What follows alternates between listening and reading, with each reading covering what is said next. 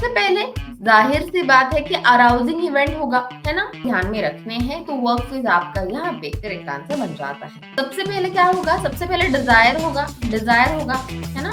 Basically ये बताती है कि हम जो भी social relationship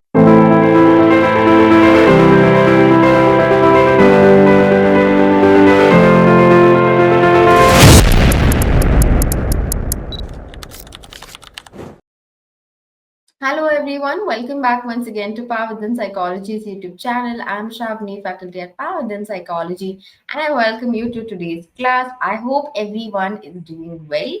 Okay, every Saturday, every Monday we meet, we discuss new concepts, we solve PYQs. I hope आपने जो है past classes देखे हैं, उसका content आपको पसंद आया है. Do let me know if you're liking the content, if you want specific topics to be covered which we are hearing. आज की जो क्लास है वो सोशल साइकोलॉजी की पीवाईक्यूज हम डिस्कस करने वाले हैं। I know UGC net JRF exam is approaching, ठीक है, तो उसी हिसाब से हमने ये पीवाईक्यूज की क्लास रखी है।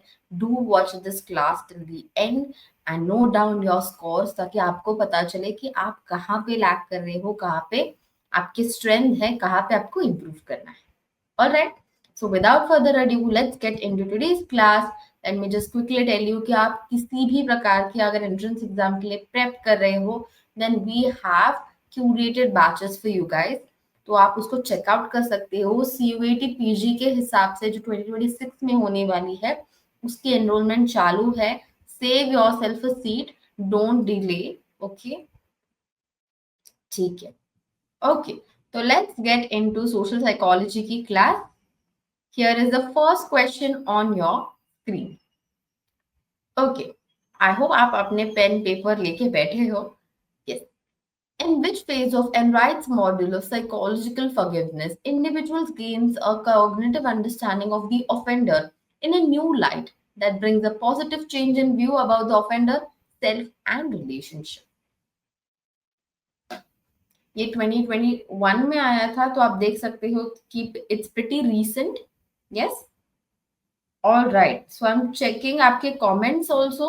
So आप आंसर करते रहिएगा.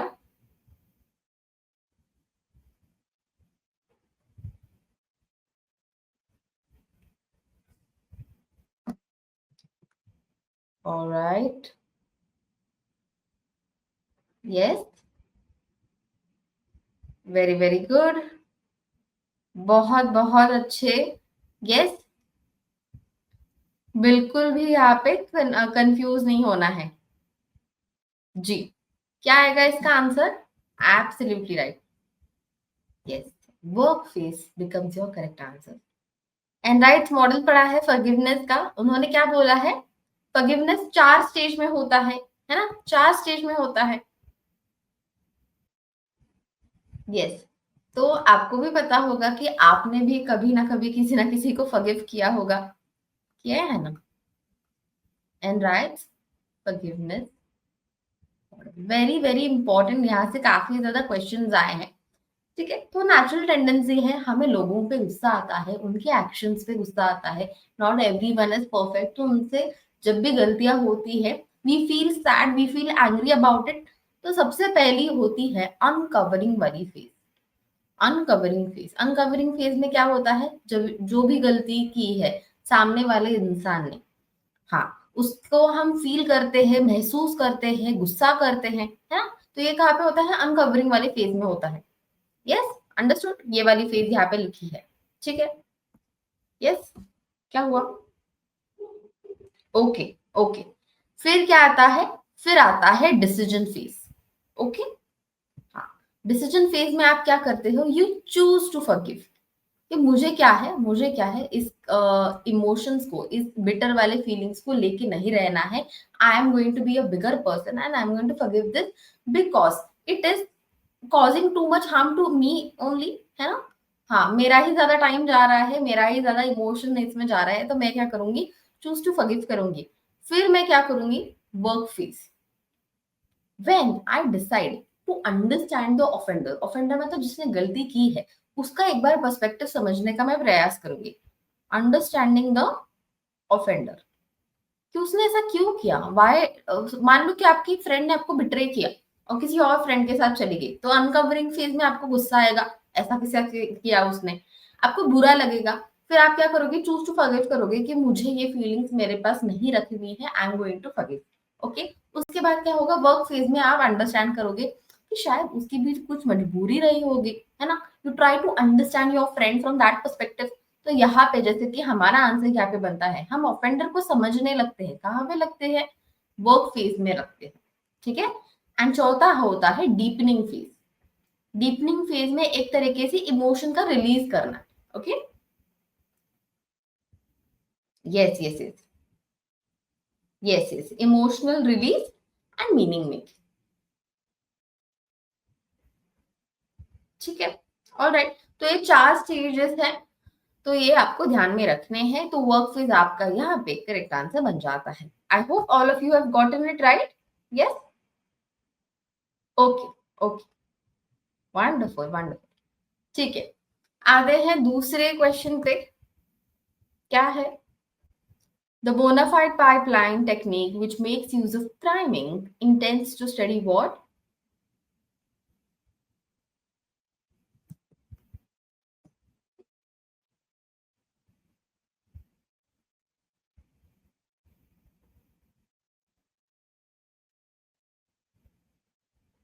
Yes, या, हाँ, ऑप्शंस भी काफी ज्यादा इजी है, कंफ्यूजिंग नहीं है ना। Yes yes yes, absolutely right. Yes, और ये 2024 में आया था, तो ये भी रिसेंट है।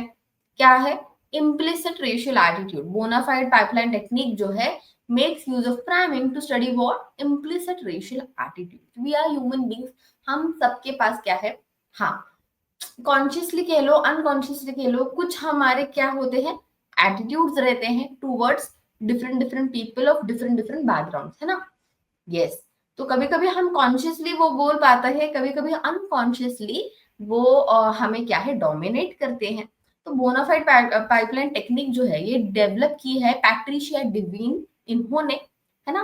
तो इन्होंने बेसिकली ऐसा एक्सपेरिमेंट करा था कि कुछ पार्टिसिपेंट्स जो थे, उन्हें पहले कुछ मिली सेकेंड्स के लिए फोटोज दिखाई थी of different people from different background. Okay, milliseconds के लिए क्या है, फोटोज दिखाई थी। उसके बाद कुछ वर्ड्स प्रेजेंट किए थे, पॉजिटिव या फिर नेगेटिव। ओके, हाँ, तो उसके बाद हुआ ये कि जो भी बैकग्राउंड के साथ उन्होंने खुद को आइडेंटिफाई किया, नेचुरल सी चीज है कि they associated more positive words with it.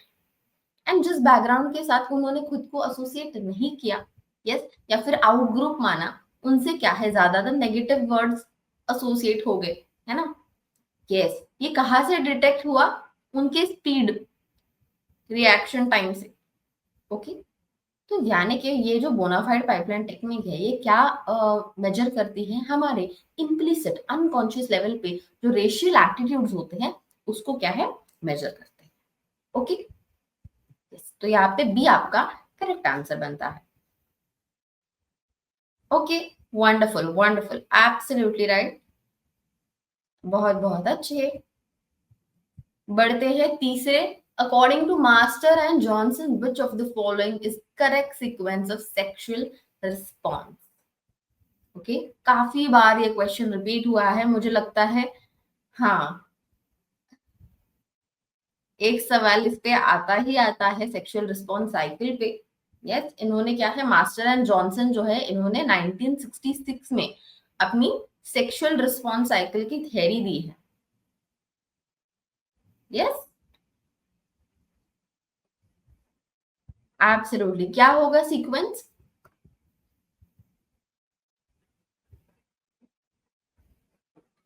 हाँ, वंडरफुल, जी, इजी है, वंडरफुल, एब्सोल्युटली राइट। तो यहाँ पे सी आपका करेक्ट आंसर बनता है ना। सबसे पहले क्या होगा, सबसे पहले डिजायर होगा, डिजायर होगा, है ना, desire to get involve sexually. Okay, उसके बाद क्या हो जाएगा, हाँ, एक्साइटमेंट हो जाएगी, ठीक है। तो एक्साइटमेंट यहाँ पे करेक्ट बनता है सेकंड। हाँ, फिर क्या हो जाएगा, हाँ, प्ले टू आ जाएगा थर्ड, फिर होगा orgasm, and then lastly resolution. Okay, yes. So मैंने आपको कहा 1966 में ये सेक्सुअल रिस्पॉन्स साइकिल दी है। सबसे पहले डिजायर आएगा कि इच्छा होगी पहले, है ना। इच्छा होने के बाद एक तरीके से एक्साइटमेंट होगी। एक्साइटमेंट होने जब हो जाती है तभी क्या हो जाता है, एक तरीके का फिजियोलॉजिकल अराउजल हो जाता है, बराबर। हार्ट रेट बढ़ जाती है, ब्रीदिंग का जो हाँ स्पीड है वो बढ़ जाती है। Yes, blood flow to the genitals occur, yes. तो वो हाँ हो जाता है। प्लेटो स्टेज में क्या हो जाता है, ये जो फिजियोलॉजिकल अराउजल है ये सेम लेवल पे होती है एंड बिल्डअप होती है वहां से, कि और भी क्या है, एक तरीके का यस सेंसिटिविटी आ जाती है, और एक तरीके का हम कह सकते हैं बीटिंग और हार्ट रेट जो होता है वो कंटिन्यू होता है। फिर ऑर्गेजम वाले स्टेट में क्या होता है, सबसे हाँ पीक वाला एक्सपीरियंस जो है वो आदमी एक्सपीरियंस करता है, and then finally resolution. Orgasm जो होता है मेल्स और फीमेल्स के लिए अलग होता है। मेल्स के लिए they can have one orgasm and then have a refractory period जहां पे they can not have another orgasm, but women can have multiple orgasms. But हाँ, एंड चौथे रेजोल्यूशन, जब your body returns back to normal levels of function, आपका heart rate breathing जो है normal हो जाता है, ब्लड फ्लो जो है जेनिटल से जो है वापस नॉर्मल के लेवल पे आ जाता है। ठीक है, यस। तो यहाँ पे हमें जानना भी इम्पोर्टेंट है कि क्या क्या चीजें भी होती हैं, एंड सीक्वेंस तो हमें पता है। Okay, all right, yes, okay, wonderful. Next question, काफी ज्यादा ये मेरे फेवरेट क्वेश्चंस हैं। Okay, door in the face technique is based on the which tactics of compliance. मुझे foot in the door, door in the face, lower technique, इनके basis पे जो भी क्वेश्चंस आते हैं काफी ज्यादा इंटरेस्टिंग लगते हैं। I hope it's the same for you guys. Okay, क्या होगा इसका आंसर, वेरी वेरी इंपॉर्टेंट। हाँ, क्या आपको क्या है ये टेक्निक्स पूछेंगे, एंड उसके बाद आपको पूछेंगे किस टैक्टिक से रिलेटेड है। ये काफी ज्यादा ट्रेंड निकल के आया है कि अभी टैक्टिक्स पूछ रहे हैं। They are not directly asking you कि डोर इन द फेस क्या होता है या फुट इन द डोर क्या होता है ना। हाँ, क्या होगा, ओके। काफी बार यहाँ पे कंफ्यूजन एक तरीके से हो जाती है।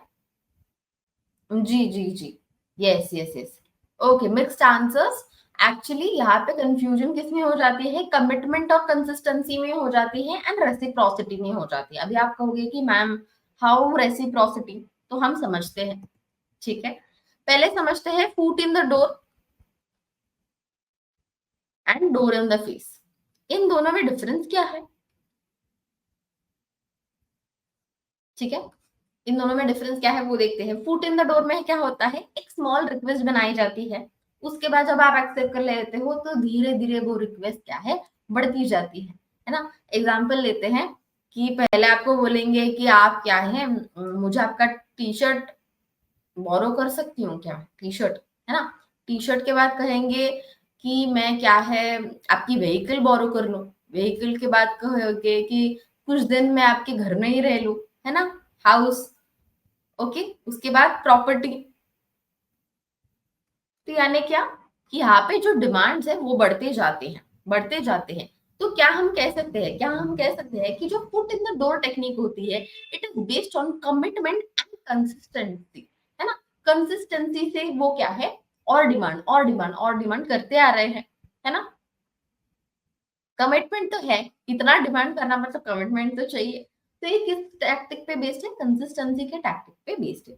डोर इन द फेस में क्या होता है, सबसे पहले आप क्या करोगे, हाँ आपको पूछेंगे प्रॉपर्टी दोगे क्या, आप बोलोगे नहीं, है ना, घर जाओ प्रॉपर्टी क्यों दूंगा। फिर आप कहोगे हाउस, नहीं नहीं, व्हीकल, बिल्कुल नहीं। फिर क्या हुआ, टी शर्ट के लिए तो मैं अभी इतनी बार ना कह चुका हूँ, टी शर्ट के लिए तो मैं हाँ कह ही सकता हूँ, है ना।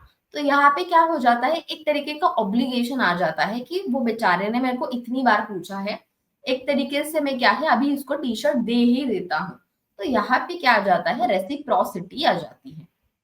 यहाँ पे रेसिप्रोसिटी आ जाती है, इतनी देर मांगा है, दे ही देता हूँ। ओके, हाँ। तो इसी इसी के वजह से क्या है, जो हमारी door in the face technique है, it is based on the tactic of reciprocity. Getting it, yes. बिल्कुल भी हाँ, बिल्कुल भी इसमें कंफ्यूज नहीं होना है। All right, wonderful.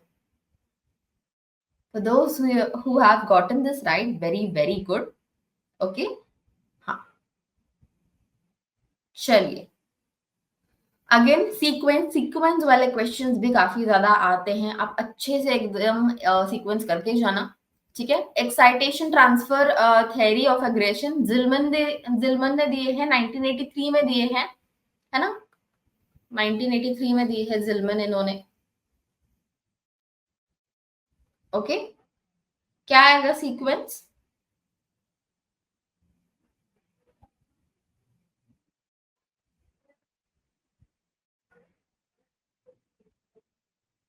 Yes, okay, क्यों?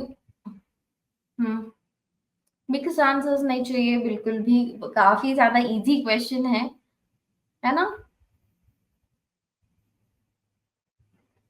Okay, all right, let us see क्या होता है। Yes, your C becomes your correct answers.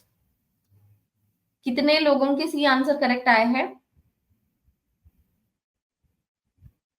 Okay, ma'am I got confused. Okay, ठीक है, चलिए देख लेते हैं एक बार।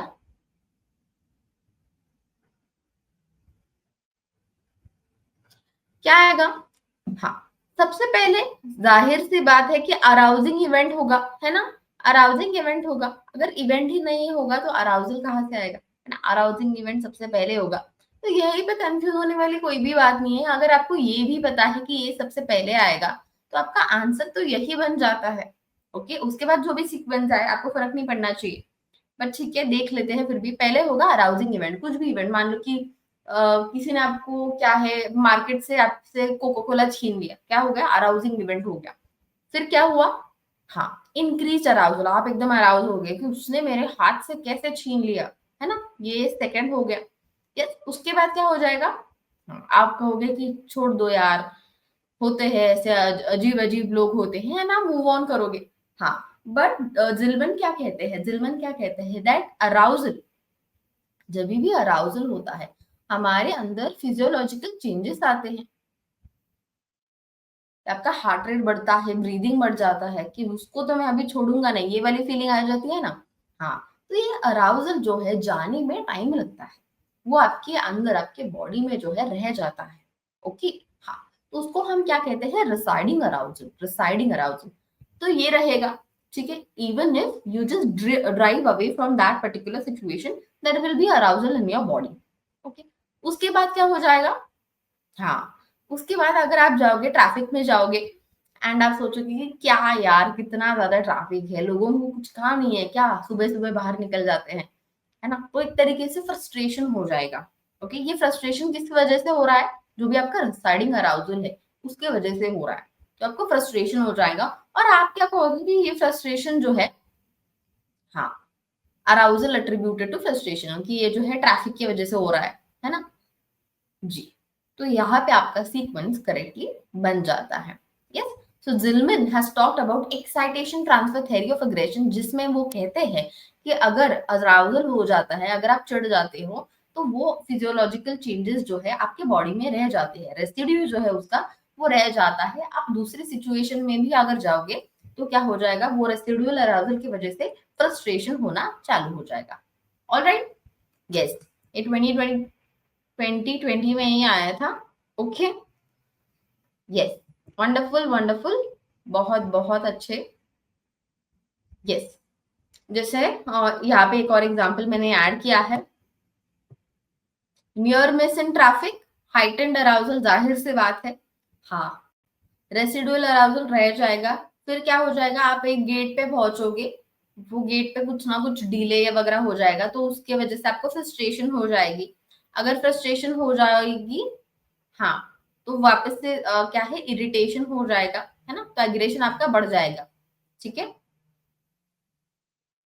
हाँ, यहाँ पे क्या होता है, आप एट्रीब्यूट करते हो the frustration to the gate delay, जिसकी वजह से एग्रेशन बढ़ जाता है। बट अगर आप रूट कॉज समझते हो कि नहीं, आज सुबह से जब से वो ट्रैफिक वाला इंसिडेंट हुआ तब से ही कहीं ना कहीं मेरा मूड जो है खराब हो चुका था, but okay I am giving my self time, तो यहाँ पे क्या हो जाएगा, आपका एग्रेशन जो है कम हो सकता है। ठीक है जी। All right. Again cognitive dissonance पे भी काफी ज्यादा सवाल आते हैं। Which of the following characterises cognitive dissonance? Yes, अभी सिंपल सिंपल सवाल वाला जमाना गया, अभी सिंपल नहीं सवाल आते, अभी आपको चूज करना पड़ता है। जी, थ्योरी से रिलेटेड तो वो चेक करते हैं बेसिकली कि आपके कॉन्सेप्ट्स कितने ज्यादा पक्के हैं। क्या आएगा इसका आंसर?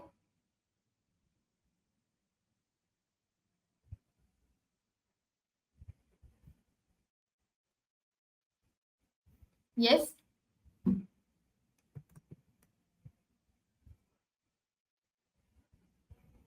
जी, कॉग्निटिव डिसोनेंस बाय लियोन फेस्टिंजर 1957, बराबर है ना? और 1957 में, हाँ 1957, लियोन फेस्टिंजर। और आपको पता है जो टर्निंग द पेग्स, जो बोरिंग टास्क वाला एक्सपेरिमेंट था, टर्निंग द पेग्स एक्सपेरिमेंट, वो कब कैरी आउट किया था? 1959 में कैरी आउट किया था। किसने किया था? कार्ल स्मिथ और फेस्टिंजर, इन्होंने दोनों ने भी किया था। क्यों ये एक्स्ट्रा इन्फॉर्मेशन बता रही हूँ कि एक एमसीक्यू सॉल्व करते टाइम हमें जो है बाकी इंफॉर्मेशन भी रहे, तो यहाँ पे आपको दो तीन चीजों का वापस से रिविजन हो रहा है ना? Yes. Okay, so A B and D becomes your correct answer. हमें पता है कॉग्निटिव डिसोनेंस क्या होता है, जब भी हम टू कॉन्फ्लिक्टिंग व्यूज को होल्ड करते हैं, एक प्रकार से डिस्कम्फर्ट आ जाता है।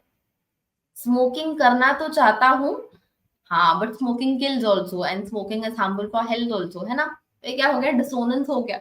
ठीक है, सो डिसोनेंस सबसे पहले क्या बोला गया है? Dissonance often occurs in situations involving post compliance. Okay, इसको हम कैसे समझेंगे? मान लो कि किसी की लव मैरिज हो चुकी है एंड किसी की अरेंज मैरिज हो चुकी है। ठीक है, लव मैरिज फ्री चॉइस है ना? फ्री चॉइस है उस इंडिविजुअल की। एंड अरेंज मैरिज में सपोज सपोज उसको क्या है, जबरदस्ती मैरिज करवाया है, तो ये क्या हो गया? फोर्स हो गया।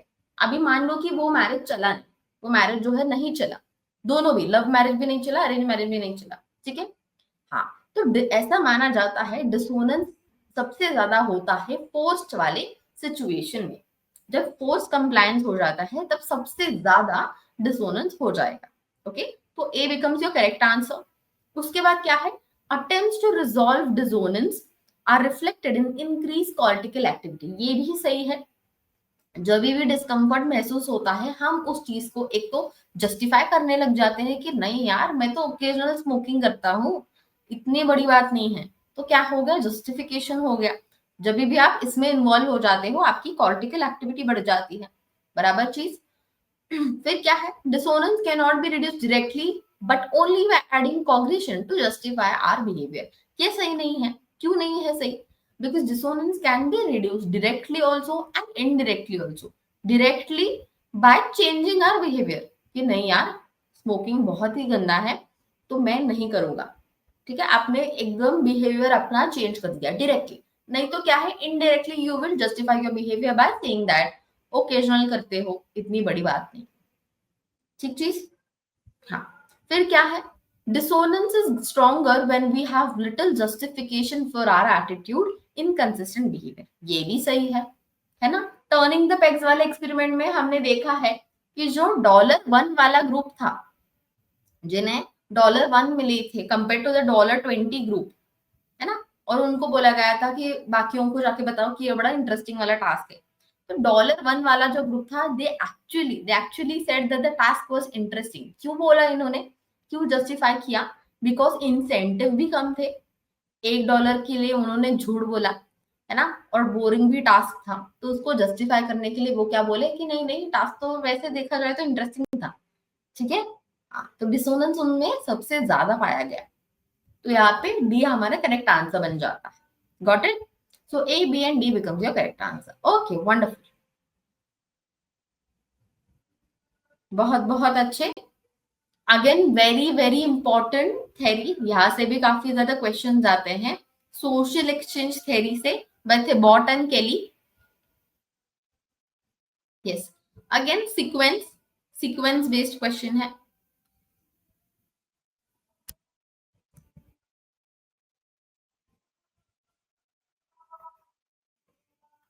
क्या आएगा आंसर इसका?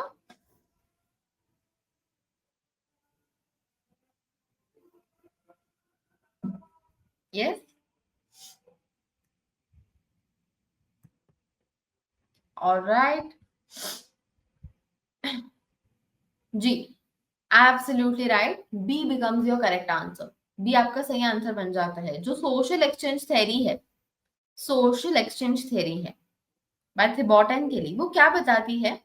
बेसिकली ये बताती है कि हम जो भी सोशल रिलेशनशिप्स फॉर्म करते हैं, yes, they are based on cost benefit analysis. हम जो है हर वक्त क्या है, एक दूसरे से कुछ ना कुछ बेनिफिट पाना चाहते हैं। कॉस्ट बेस्ड बेनिफिट एनालिसिस पे बेस्ड होता है, ठीक है। तो इन्होंने क्या किया है, इन्होंने बोला है कि 4 स्टेजेस होते हैं जहां पे आप सोशल रिलेशनशिप बनाते हो। सबसे पहले आप सैम्पलिंग करते हो, है ना।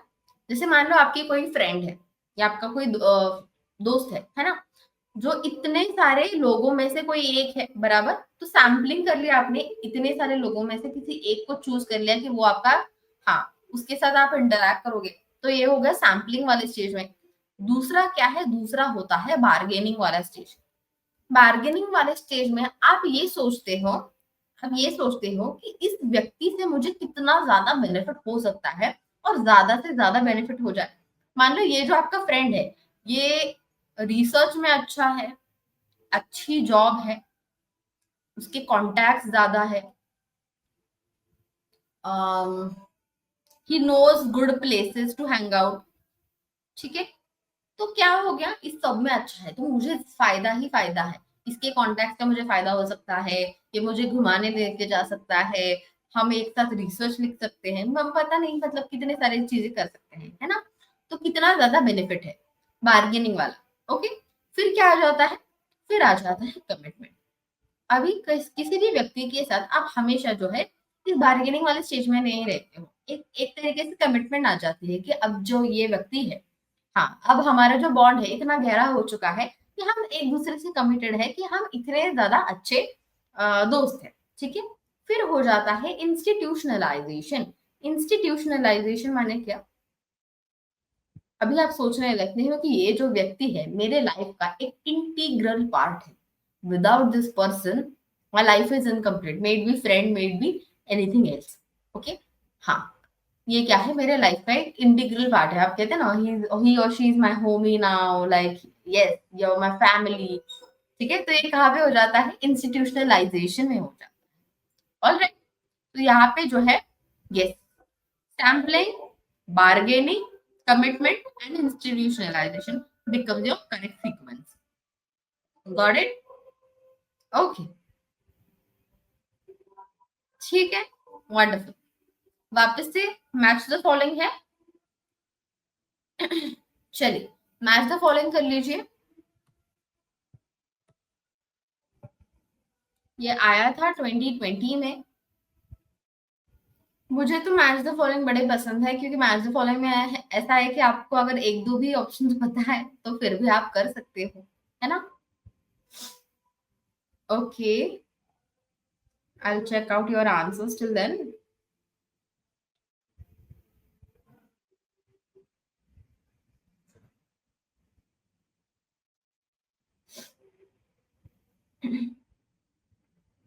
ओके, क्या आएगा आंसर? इजी है, इजी है। यस,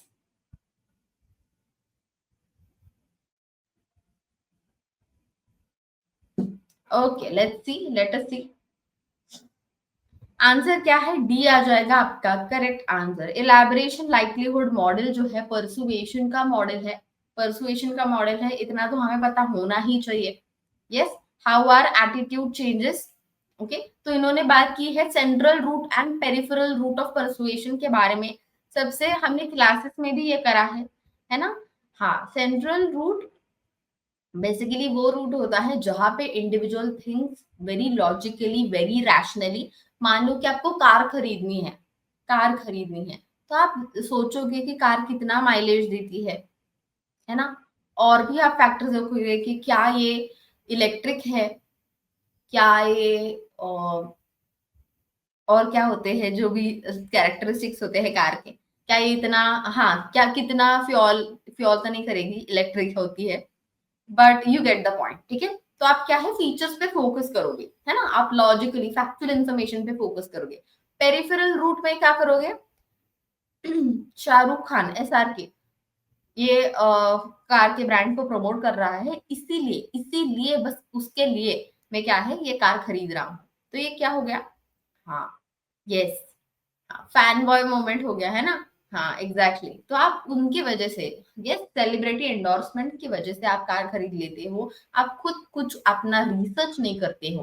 तो ये क्या हो गया? पेरिफेरल रूट हो गया। सेंट्रल रूट में हम फैक्चुअली और लॉजिकली काफी ज्यादा सोचते हैं, पेरिफेरली हम क्या करते हैं, इन्फ्लुएंस हो जाते हैं। फिर क्या है, फिर क्या है, रियलिस्टिक कॉन्फ्लिक्ट थ्योरी है ना। यस, यस, बी का क्या आ जाएगा, 4 हो जाएगा, है ना। हमने देखा है कि जब, हाँ, जब दो ग्रुप्स एक दूसरे में लिमिटेड रिसोर्सेस के लिए लड़े तो क्या हो जाएगा, एक दूसरे की तरफ डिसलाइक हो जाएगा, है ना। हाँ, so inter group competition as a source of prejudice, ये हमने देखा है। Robbers Cave experiment by Muzafer Sherif, है ना, 1961, पता होगा। Yes, why am I saying all these things, ताकि आपकी इस सब में क्या है, रिवीजन हो जाए। फिर क्या है, ग्लास क्लिफ फेनोमेनन, है ना। ग्लास सीलिंग और ग्लास क्लिफ, क्लिफ इस दोनों में कंफ्यूज नहीं होना है। यस, हाँ, ग्लास क्लिफ में क्या हो जाता है, gender stereotype, usually usually leadership या सीईओ पोजीशन पे विमेन को तब रखा जाता है या फिर तब प्रमोट किया जाता है जब कंपनी क्राइसिस के टाइम पे होती है। Yes, deliberately women are promoted to higher position in the times of crisis, ताकि अगर कुछ भी नुकसान हो जाए, they can dominate and they can, attribute the failure, the losses to the leader in position, which is obviously a woman. Okay, तो ये क्या है, ग्लास क्लिफ इफेक्ट हो गया। फिर क्या है, स्काइज्म हो गया। यस, स्काइज्म सिज्म जो भी आप कह लो, जहां पे क्या हो जाता है कि ग्रुप ग्रुप में क्या हो जाएगा, ये आइडियोलॉजिकल चेंज की वजह से ग्रुप जो है बांट जाता है दो हिस्सों में, है ना। तो ये आपका यहाँ पे 3 करेक्ट आंसर बनता है and D is your correct answer. Okay, yes, okay, okay, wonderful, बहुत बहुत अच्छे। फिर क्या है, डिसीजन मॉडल ऑफ हेल्पिंग से भी काफी ज्यादा क्वेश्चन आते हैं, तो ये भी ठीक से करना है। यस, बिब एंड लैटिन,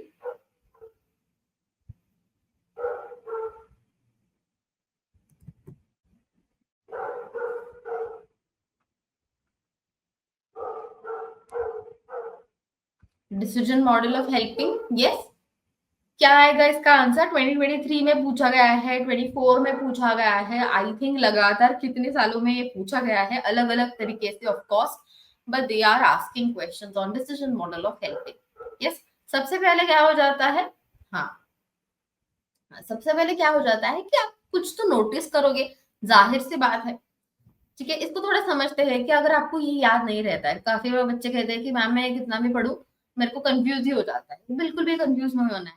सबसे पहले आप क्या करोगे, डिसाइड डिसाइड नहीं, सबसे पहले आप नोटिस करोगे कि कुछ ना कुछ चल रहा है, ठीक है, तो बी आपका यहाँ पे आ जाता है, ठीक है। फिर क्या है, आप ये वाले ऑप्शंस कट कर लोगे एलिमिनेशन मेथड से। फिर क्या है, नोटिस करने के बाद आप इंटरप्रेट करोगे उस इवेंट को एज इमरजेंसी, है ना। तो यहाँ पे डी आपका करेक्ट आंसर बनता है। क्या अभी तक हमारा आंसर आ रहा है? नहीं आ रहा है, ठीक है। नोटिस करोगे, फिर देखोगे कि क्या ये इमरजेंसी है, ओके, ठीक है, इमरजेंसी है, वो इंटरप्रेट करने के बाद आप खुद एक्सेप्ट करोगे रिस्पॉन्सिबिलिटी टू हेल्प। यस, आप खुद क्या है, रिस्पॉन्सिबिलिटी टू एक्सेप्ट करोगे, तो यहाँ पे ए आ जाता है and B becomes your correct answer. Okay, yes, B becomes your correct answer, you will accept the responsibility. उसके बाद आप क्या है, डिसीजन लोगे कि क्या आपके पास उतने रिसोर्सेज हैं and then you will help. Okay, इसको थोड़ा ठीक से समझते हैं। सबसे पहले नोटिसिंग, अगर आपने नोटिस ही नहीं किया तो बात वहीं पे खत्म हो जाती है। फिर इंटरप्रेटिंग एज इमरजेंसी, ओके। अगर इंटरप्रेट नहीं कर पाते हो और प्लूरलिस्टिक इग्नोरेंस हो जाता है तो बात वहीं पे खत्म हो जाती है ना। प्लूरलिस्टिक इग्नोरेंस माने क्या कि बाकी लोग हेल्प नहीं कर रहे हैं मतलब ये इंपॉर्टेंट नहीं है। बाकी लोग हेल्प नहीं कर रहे हैं इसका मतलब ये क्या है, इंपॉर्टेंट नहीं है। ठीक है, थर्ड क्या हो जाता है, हाँ, डिसाइडिंग और taking the responsibility to help, और डिसाइडिंग नहीं, taking responsibility to help.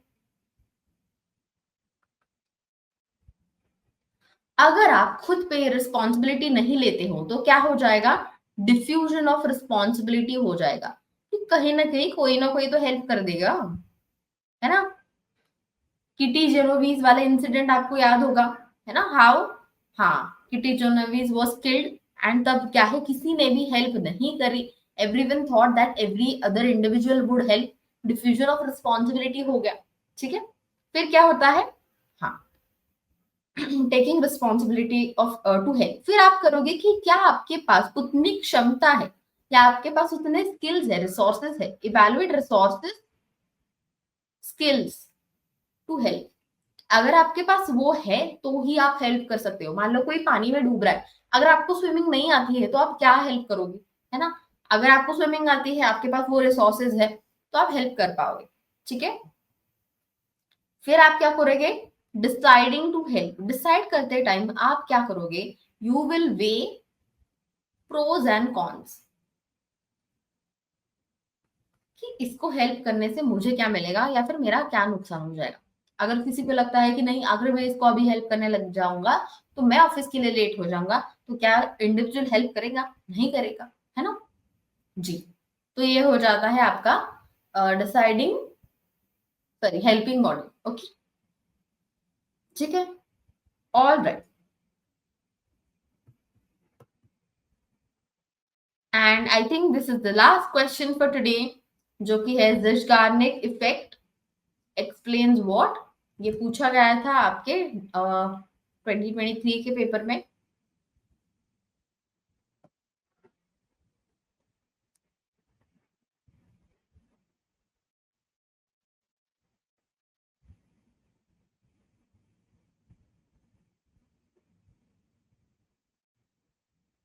Yes,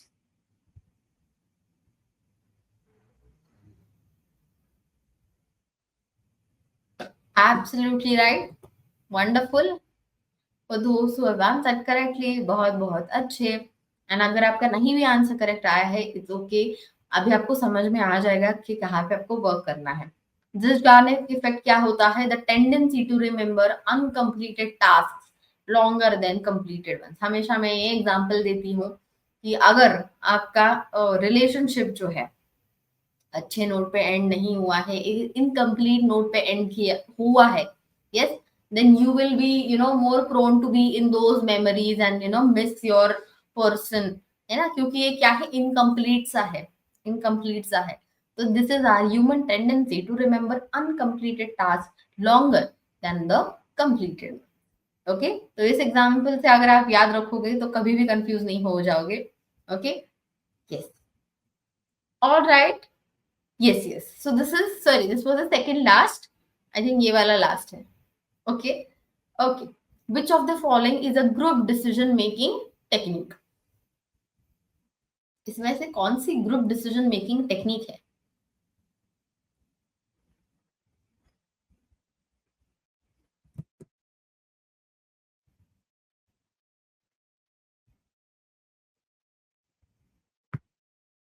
yes, हाँ, बहुत बढ़िया। ब्रेनस्टॉर्मिंग जो है ये आपकी ग्रुप डिसीजन मेकिंग टेक्निक है। Brainstorming that is, it involves what, divergent thinking, है ना, to come up with multiple ideas, to come up with many ideas. Yes, एक पॉइंट से लेके क्या है, मल्टीपल आइडियाज लेकर आओ, ब्रेनस्टॉर्म करो। ये क्या है, ग्रुप डिसीजन मेकिंग टेक्निक है। रिस्की शिफ्ट कब होता है, जब together as a group they tend to make more riskier decisions than they would do individually, है ना। इंडिविजुअली कोई इतना रिस्क नहीं लेगा, जब पर जब भी आप ग्रुप में रहते हैं तभी भी we are tend to shift and escalate to making risky decisions also. तो ये यहाँ पे risky shift के बारे में बात करता है, but it's not a decision making technique. ये क्या हो जाता है, एक तरीके का phenomenon है, yes, एक तरीके का phenomenon है, random shift वगैरह ये तो नहीं है. All right, so brainstorming becomes your correct answer. ठीक है, yes.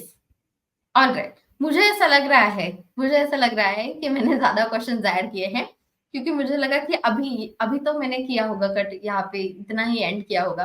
But yes, I think this is your for sure last question. Yes, हाँ, एक्चुअली जब मैं क्वेश्चंस इंक्लूड करती हूँ, आई डोंट कीप अकाउंट. हाँ, मुझे बस इतना होता है कि यस, ज्यादा से ज्यादा क्वालिटी क्वेश्चंस मैं आपको दूं. ओके जी,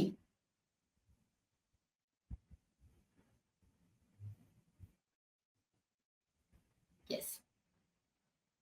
क्या है, following theoretical models have attempted to explain motives behind pro social behavior. अभी काफी बच्चे pro social behavior और altruism इसको interchangeably यूज करते हैं, है ना. प्रो सोशल बिहेवियर मतलब क्या, our tendency to help individual. जब भी वो नीड में होते हैं, जब भी उनको कुछ भी लगता है, तो हमारी क्या है, टेंडेंसी होती है हेल्प करने की, बराबर.